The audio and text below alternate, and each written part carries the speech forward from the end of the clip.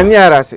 ఈ రాశివారు తాము ఆచరించే కార్యక్రమాల్లో విజయాలు సాధిస్తారు. మీ యొక్క కృషి ఇతరులకు మేలు చేసేదిగా ఉంటుంది. ప్రతి పనిలోనూ కూడా స్వప్రయోజనం కంటే ఇతరులకు ప్రయోజనాలను కల్పించడమే లక్ష్యంగా మీరు ప్రవర్తిస్తూ ఉంటారు. అది మీ గౌరవాన్ని అధికంగా పెంచుతుంటుంది. ప్రత్యేకించి విద్యార్థులు నూతన విషయాలను గ్రహించేటప్పుడు మనసు స్తబ్దంగా అయ్యే అవకాశం ఉంది. అందుకని శ్రీ హయగ్రీవాయ నమః అనేటువంటి మంత్రాన్ని జపించుకోవడం ద్వారా కొత్త విషయాలను బాగా అర్థం చేసుకోగలుగుతారు. అలాగే ఆహార విషయంలో సకాలంలో ఆహారం తీసుకోకపోవడం ద్వారా అనారోగ్యాల పాలయ్యే అవకాశం ఉంది. అందువలన సకాలంలో ఆహారాన్ని తీసుకోవడం, ఆరోగ్యాన్ని సంరక్షించుకోవడం కోసం క్రీం అచ్యుతానంత గోవింద అనే నామాన్ని జపించుకోవడం తప్పనిసరి. ప్రయాణాల్లో ధనం వ్యర్థమయ్యేటువంటి అవకాశం ఉంది. అందువలన జాగ్రత్త ఏర్పాటు చేసుకోవాల్సిన అవసరం చాలా ఉంది. సుమంతో శ్రీ కార్తవీర్యార్జునాయ నమః అనే మంత్రాన్ని జపించుకోవడం ద్వారా ధనం వ్యర్థం కాకుండా కాపాడుకోగలుగుతారు.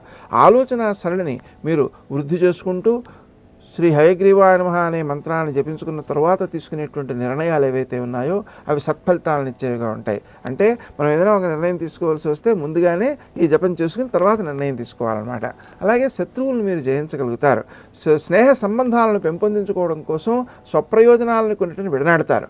అది తాత్కాలికంగా నష్టంగా కనిపించినా దీర్ఘకాలికంగా అది ఉపకరించే విధంగా రూపొందుతూ ఉంటుంది.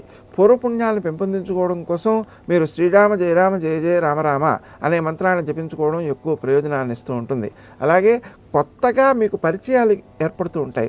ఆ పరిచయాలను కూడా మీరు సద్వినియోగం చేసుకుంటూ వారికి మీరు ఉపకరించడానికి ప్రయత్నం చేయండి. అంతే తప్ప వారి నుంచి ఉపకారం పొందడానికి కొత్తలోనే ప్రయత్నం చేసినట్లయితే తక్కువ ప్రయోజనాలతో వ్యక్తులు దూరం అయిపోయే అవకాశం ఉంది. అందువలన ఎక్కువ ప్రయోజనాలను పొందడం కోసం మనమే ఎదుటి వ్యక్తులకు ఉపకరించడం ద్వారా భవిష్యత్తులో ఎక్కువ ప్రయోజనాలను మనం సాధించుకోగలుగుతాం. అలాగే వృత్తి స్థానంలో మీరు చేసేటువంటి కృషి అందరినీ ఆకట్టుకునేదిగా ఉంటుంది.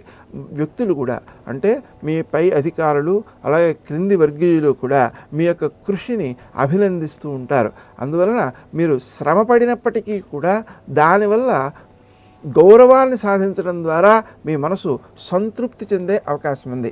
అప్పులు ఇవ్వడం మంచిది కాదు. ఇతరులకు ఉపకరించడం కోసం కొంత ధనాన్ని వ్యయం చేసినా అది భవిష్యత్తులో పుణ్య రూపంలో కానీ ఇతరుల నుంచి వచ్చేటువంటి సహకార రూపంలో కానీ మీకు అభివృద్ధినిచ్చేటువంటి అవకాశమే ఉంది. అందువలన ఖర్చు చేయడానికి మాత్రం వెనుకాడకండి. అయితే ఆ ఖర్చు ఇతరులకు ఉపకరిస్తోందా లేదా అనేటువంటి విషయంలో మాత్రం సరి అయిన నిర్ణయం తీసుకోవాల్సిన ఆవశ్యకత ఉంది.